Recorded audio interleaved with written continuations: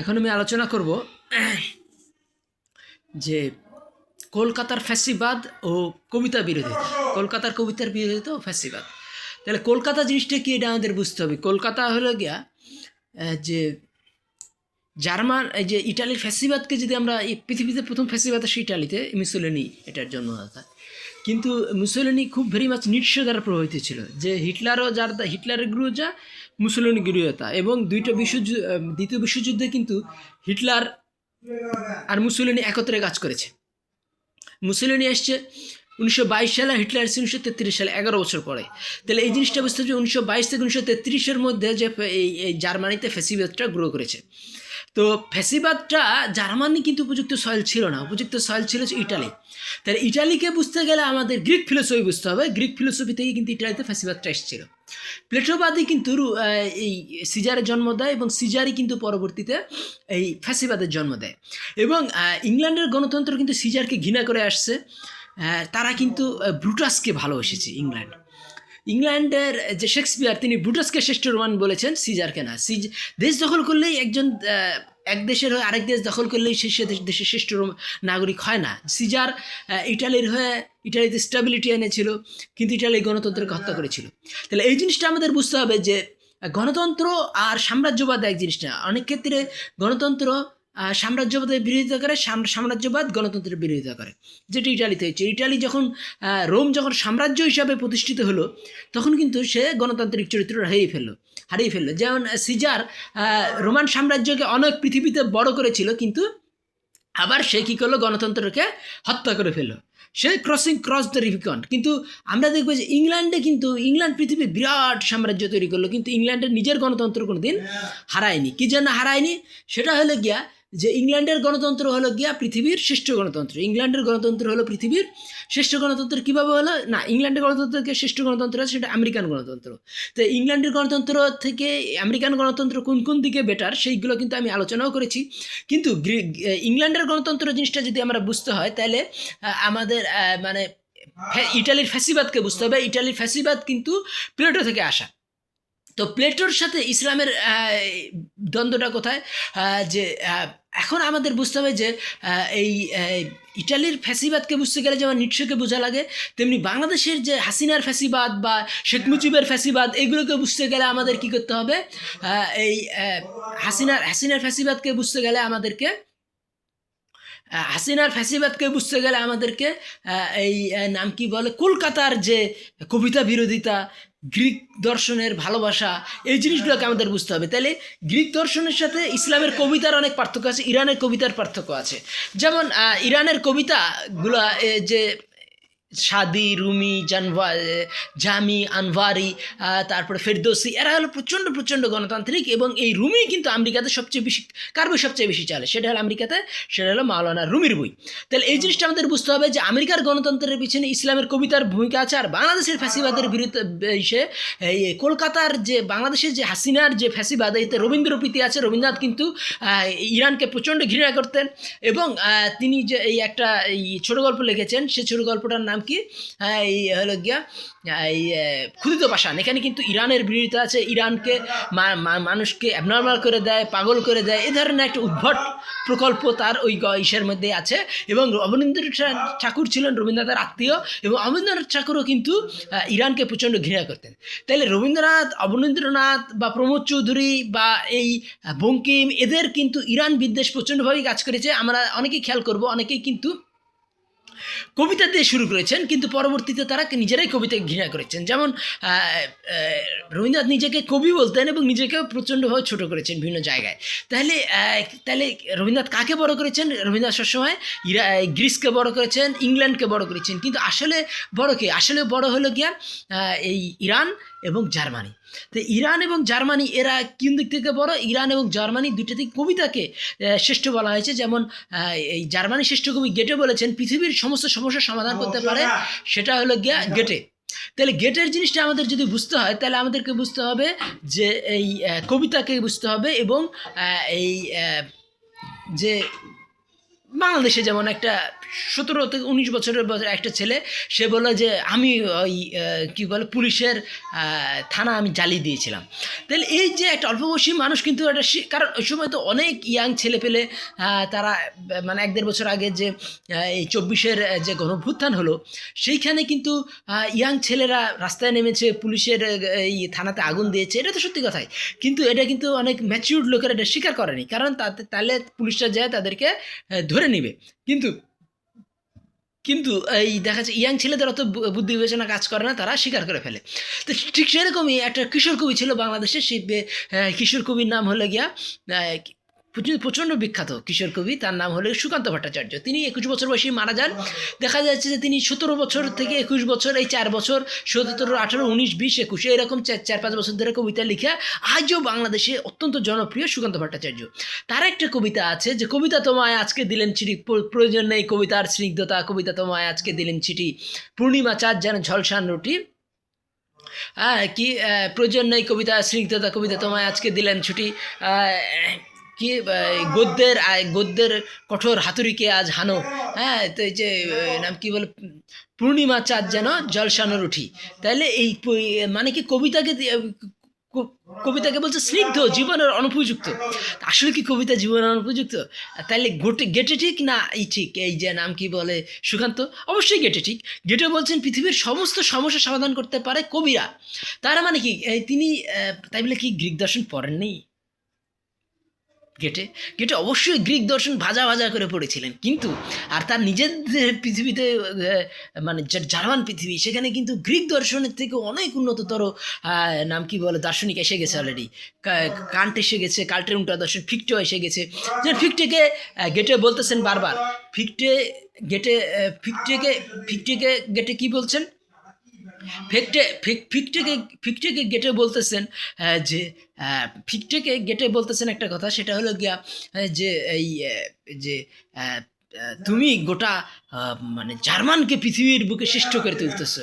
তাহলে জার্মান দর্শনটা কি যে ফিকটে ডেভেলপ করছেন, আর ওয়াইমারের একজন মন্ত্রী হিসাবে গেটে তাকে কি করতেছেন, আসলে জার্মান দর্শনে কীভাবে তিনি বা গোটা পৃথিবী দর্শনকে ফিকটে কীভাবে এগিয়ে নিয়ে গেছেন।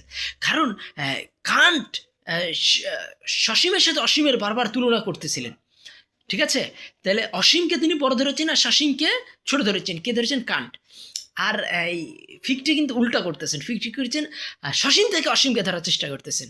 তার মানে কি এই ফিকটি আর কান্ট আর ফিকটি মিলে গোটা পৃথিবীর দর্শনকে একটা কমপ্লিটের দিকে মানে একটা সম্পূর্ণতার দিকে নিয়ে যাচ্ছেন, সেই সম্পূর্ণতাকে উৎসাহ দিচ্ছেন কে? গেটে। তাহলে গেটে হলেন গিয়ে এমন একজন কবি যিনি দর্শনকে ভাজা ভাজা করে ফেলেছেন। কোনটা? সেই পুরাতন গ্রিক দর্শন এবং আধুনিক জার্মান দর্শন। তাহলে এই গেটে কিন্তু বলতেছেন যে না, দিয়ে হবে না, দর্শন দিয়ে হবে না, হবে কি কবিতা দিয়ে। কারণ কি? এবং তিনি বলতেছেন যে আমি 4 ঘোড়ার এই জ্ঞানের 4 ঘোড়াকে দাবড়িয়ে দিয়েছিলাম পৃথিবীর চারদিকে। মানে কি? মানে শেক্সপিয়ার তো বলেছিলেন যে ওয়ার্ল্ড ইজ মাই ওয়েস্টার, গোটা পৃথিবী আমার ঝিনুক, এবং সেখান থেকে আমি এই মুক্তা আহরণ করি। তাহলে এই শেক্সপিয়ারের থেকেও কয়েকশো গুণ বেশি পড়াশোনা করেছিলেন কে? সেটা হলেন গিয়ে গেটে। তো সে গেটে বলতেছেন যে কবিতা পৃথিবীর সমস্ত সমস্যাকে সমাধান করতে পারে। আর 21 বছর বয়সী যারা অত বেশি পড়াশোনা নাই, সুকান্ত বলতেছেন কি, কিন্তু সুকান্তও কিন্তু অনেক জ্ঞানী সাধারণ মানুষের চেয়ে। কিন্তু সুকান্ত কার দ্বারা প্রভাবিত হলেন? তিনি রবীন্দ্রনাথের দ্বারা প্রভাবিত হলেন, এবং রবীন্দ্রনাথের প্রভাবে রবীন্দ্রনাথকে বড় বইলাতের একটা কবিতাও আছে সুকান্তর, যে রবীন্দ্রনাথকে বড় বইলা সুকান্ত বলতেছেন কি যে কেমন করে তিনি এই মানুষ হলো না বলে যার পরিবার আক্ষেপ ছিল, তিনি কি করে স্বর্গ থেকে তোমার গান আমার গান চুরি করে আনলেন। তার মানে কি সুকান্ত প্রচণ্ড রবীন্দ্র ভক্ত ছিলেন, এবং রবীন্দ্রনাথের প্রভাবেই তিনি কবিতাকে ছোট করেছেন এবং দর্শনকে বড় করার চেষ্টা করেছেন। তিনি গদ্যকে বড় করার চেষ্টা করেছেন। সুকান্ত বলেছেন কি যে গদ্যের কঠোর হাতুড়িকে আজ হানো। তিনি ছিলেন কমিউনিস্ট মতাদর্শকে প্রধান মনে করতেন সুকান্ত ভট্টাচার্য, এবং তিনি ওই কাস্তের হাতুড়ি তারা একটা থাকে না, এই কমিউনিস্টদের যে প্রতীক, সেখানে তিনি হাতুড়িকে নিয়ে আসছেন ওই কবিতার মধ্যে, যে এই প্রয়োজন নেই কবিতার স্নিগ্ধতা, কবিতা তোমায় আজকে দিলেন ছুটি, পূর্ণিমা চাঁদ যেন ঝলসানো রুটি। তো এই যে পূর্ণিমা চাঁদকে খেয়ে ফেলতে যাচ্ছেন, মানে সৌন্দর্য বা কবিতা বা এই স্নিগ্ধতা এগুলোকে তিনি পছন্দ করছেন না, তিনি পছন্দ করছেন কাজকে। তো আসলে তো জার্মান দর্শন এইটা ঠিক উল্টা। জার্মান দর্শন কিন্তু মানে বলতেছে যে কবিতাই কাজকে পছন্দ করে। আসলে দেখি যে কোনটা, দর্শনকে কাজে প্রশংসা করে না পছন্দ করে, না কবিতা কাজকে পছন্দ করে? অবশ্যই কবিতা কাজকে পছন্দ করে। যদি আমরা দেখি যে কবিতার বিকাশ কোথায় হয়েছে, কবিতার বিকাশ হয়েছে জাপানে। হাইকিউ, 2 লাইনের কবিতা মানুষের জীবন পাল্টিয়ে ফেলতে পারে। কবিতার বিকাশ হয়েছে দিল্লিতে, মির্জা গালিব, জক, মমিন, এরা সব দরবারি কবিতা ছিল। তাহলে এখানে যে তারা কি করতো, প্রচণ্ডভাবেই এই ব্রাহ্মণবাদের বিরুদ্ধে ইসলামের উত্থান, ও ব্রাহ্মণরাই কিন্তু এই ব্রাহ্মণ ক্ষত্রিয় এরাই কিন্তু মুসলমানদেরকে তোয়াজ করে চলতো এবং ইসলামী শাসনটাকে টিকে রেখেছিল। তাহলে এই জিনিসটা আমাদের বুঝতে হবে যে এই মুসলমানরা তারা ভেরি মাচ কাজের ধর্ম। আল্লাহ নবী কিন্তু যে কোরআন শরীফটা মাত্র 6066টা আয়াত, আল্লাহ নবীর উপরে যে কোরআন শরীফ নাজিল হয়েছিল, আর যেটা ওই মানে মহাভারত, ইলিয়াড, অডিসি হাজার হাজার পৃষ্ঠার, কিন্তু এখানে কাজের মানুষ আউলে হয়ে যায় কাজ করে। তখন এই জন্য কী হয়েছে যে ভারতের কিন্তু ইসলামের বিকাশ হচ্ছে। ভারতে 8% ছিল ভারত স্বাধীন হওয়ার সময় মুসলমান, এখানে এখন 14%, 15% মুসলমান। তাহলে ইসলামের বিকাশ হচ্ছে এবং হিন্দুরাও কিন্তু পার্সেন্টেজ একটু কমে গেছে, যে 80% একসময় ছিল ভারতের হিন্দু, এখন 78% হিন্দু। তাহলে এই জিনিসটা আমাদের বুঝতে হবে যে ভারত বলি, আর গ্রিক থেকে তো গ্রিক ধর্ম হারিয়ে গেছে, তারা এখন খ্রিস্টান। আর গ্রিকেরই যে একটা কলোনি ছিল বা গ্রিকেরই একটা অংশ ছিল যে টার্কি, সেটাও কিন্তু মানে মুসলমান। তাহলে এই আবার তাহলে এই জিনিসটা আমাদের বুঝতে হবে যে গ্রিস বলি আর ভারতবর্ষ বলি, যেখানে ইলিয়াড, অডিসি বাবা এই রামায়ণ মহাভারতের মতো বিরাট বিরাট হয়েছে, মহাকাব্য হয়েছে, সেইগুলো অঞ্চলে কিন্তু ইসলামের কাব্য। তাহলে মহাকাব্যের সাথে ইসলামের কাব্য সেখানে প্রতিষ্ঠিত হয়েছে, সেটা তার্কিতে বলি আর ভারতবর্ষ বলি। তাহলে এই এবং গ্রিকরা কিন্তু আজও তার্কিকে স্যালুট করতে বাধ্য হয়। কারণ কি? কারণ তার্কি হলো গিয়া, তুরস্ক হলো গিয়া ইসলামের কবিতা। জালালউদ্দিন রুমি, রুম হলো কি, যেটা হলো গিয়া ওই গ্রিসের এই এক অংশ ছিল কনস্টান্টিনোপল। এই জিনিসটা আমি তো বুঝতে পারছি, কনস্টান্টিনোপলের নাম এখন ইস্তাম্বুল। এই জিনিসটা যখন আমরা বুঝতে শুরু করব, তখন কি আমরা এই কবিতাকে আমরা প্রাধান্য দিব না, আমরা প্রাধান্য দিব কাকে? কবিতাকে প্রাধান্য দিব না, আমরা প্রাধান্য দিব হলো গিয়া এই ইসলামের মানে গ্রিক দর্শনকে প্রাধান্য দিব না, ইসলামের কবিতা। তাহলে এই দর্শন আর কবিতাকে মুখামুখি কী করেছিলেন? Immanuel Kant. তো ইমানুয়েল কান্ট এবং গেটে। তাহলে এই যদি পৃথিবীর সর্বশ্রেষ্ঠ দার্শনিক ধরি, সেটা ইমানুয়েল কান্ট, আর পৃথিবীর সর্বশ্রেষ্ঠ কবি ধরি, সেটা কিন্তু গেটে। তাহলে পৃথিবীর শ্রেষ্ঠ দর্শনও জার্মান, পৃথিবীর শ্রেষ্ঠ কবিতাও জার্মান। তো কিন্তু কান্ট আগে আসছেন, এই পরে আসছেন, কে পরে আসছেন? গেটে পরে আসছেন। এবং কান্টের দর্শন থেকে গেটের উৎপত্তি, এটা বুঝতে হবে। কান্ট থেকে যে গেটের যে বিরাট হাইওয়ে, সেই হাইওয়েতে যখন আমরা বাংলাদেশে চলে যাব, যেটা এই এমারসন আমেরিকাকে নিয়ে গেছেন, ফলে কী হয়েছে? আমেরিকা হয়েছে চেক অ্যান্ড ব্যালেন্সের রাষ্ট্র। পৃথিবীর সবচেয়ে শ্রেষ্ঠ গণতান্ত্রিক রাষ্ট্র হলো গিয়ে আমেরিকা। তো কাজে আমরা বাংলাদেশি, ভারতীয়, পাকিস্তানির যারা এই ব্রিটিশ গণতন্ত্রকে ফলো করছি, এটা একটা ভুল করতেছি। এবং আমাদের ফলো করতে হবে কাকে?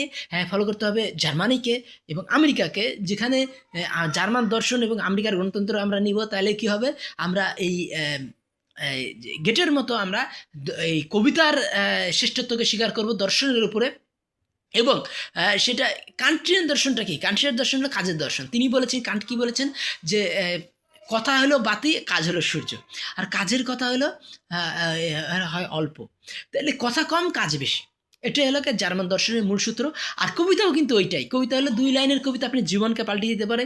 আর আপনি যখন বেশি প্রশ্ন যেগুলা নামে কি প্লেটো, মানে সক্রেটিসের দ্বারা করাইতেছে, প্লেটোর যে 37টা দর্শনের এই কিতাব আছে, সেইখানে কিন্তু প্রত্যেকটা নায়ক হলো গিয়া সক্রেটিস। তো এই সক্রেটিস কী করছে? অনেক প্রশ্ন করে শেষমেশ একটা প্লেটো রিপাবলিকের কথা বলতেছেন। প্লেটো সক্রেটিসের দ্বারা প্রস্তাবনা করতেছেন, যেটা হবে একটা স্বৈরাচারী রাষ্ট্র।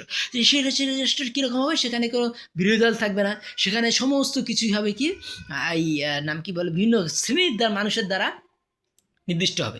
তার ফলে কি, এই যে পেশাগত যে এই বলশেবিক যে স্বৈরতন্ত্র বা এই কমিউনিস্টের স্বৈরতন্ত্র, এটা কিন্তু অনেকেই প্লেটোবাদ থেকে আসা। এবং এই ফ্যাসিস্ট যে স্বৈরতন্ত্র, এটাও প্লেটোবাদ থেকে আসা। তাহলে গণতন্ত্র থেকে আসা? গণতন্ত্র আসা হলো গিয়া ইরান এবং ইসলামের 7জন কবি। ইরান আর ইসলামের 7জন কবি একত্রে মিলে গেছেন। তারা হলেন গিয়া জামি, রুমি, পাত্তার, রুমি, ফেরদৌসি, আনওয়ারি, তারপরে এই নাম কি বলে, এই রুমি, হাফিজ, হ্যাঁ, তাহলে এই যে 7 জন ইরানি কবি, সেই 7 জন ইরানি কবির প্রশংসা কী করছেন? 7 জন ইরানি কবির প্রশংসা করছেন হলেন গিয়া এই নাম কি বলে, ঘেটে। ঘেটে কিন্তু যে ওস্ট্রাসের ডিভান লিখলেন তার শেষে যে তিনি ব্যাখ্যা দিলেন, ওখানে কিন্তু 7 জন ইরানি কবি জীবনী দেওয়া আছে এবং তাদের প্রশংসা করা আছে, এবং তিনি সেখানে বলেছেন এই যে ইসলাম হলো অ্যাটলাস, ইসলাম হলো পৃথিবীর সুপারম্যান। অ্যাটলাস কী করেছিল? সভ্যতাকে রক্ষা করেছিল। তাহলে আমাদের যদি এই এই জার্মান দর্শনকে বুঝতে হয়, কান্টকে বুঝতে হয়, তাহলে আমাদের গেটে বুঝতে হবে, আর গেটেকে বুঝতে হলে আমাদের কান্টকে বুঝতে হবে। কিন্তু আমাদের এখানে যারা এই বিরাট বিরাট বই লিখেছিলেন, কার বই লিখেছিলেন? সেটা হলো গিয়া কান্টের বই লিখেছিলেন যারা বিরাট বিরাট, সেটা হলো গিয়া এই গেটের উপরে যে এই নাম কি বলে, বিরাট বই লিখেছিলেন, তার নাম কি, হলো গিয়া ওই লোকটার নাম হলো গিয়া কাজী আব্দুল ওয়াদুদ। তিনি তো কান্ট বুঝতেন না, তাহলে ফলে তার বইটা অসম্পূর্ণ হয়ে গেছে। বাঙালি মুসলমান এখনও জার্মান দর্শনের ভিতর ঢুকতে পারে নাই। তো এখনও অবশ্য ঢুকতেছে গত 2-3 বছর ধরে। তার ফলে কী হয়েছে, বাংলাদেশে এখন যে গণতান্ত্রিক চেতনা আসছে, সেখানে একটা নির্বাচন হবে, ফ্যাসিবাদকে আমরা অ্যাভয়েড করব, এবং সেখানে কি হবে, এই ভোটাভুটি হবে, সেখানে হবে কি সিনেট তৈরি হবে, সেখানে আমেরিকার মতো চেক অ্যান্ড ব্যালেন্সে গণতন্ত্র প্রতিষ্ঠিত হবে বলে আমার বিশ্বাস। আমার কথাগুলি ভালো লাগলে আমার চ্যানেল সাবস্ক্রাইব করুন এবং লাইক বাটন ক্লিক করুন। ধন্যবাদ।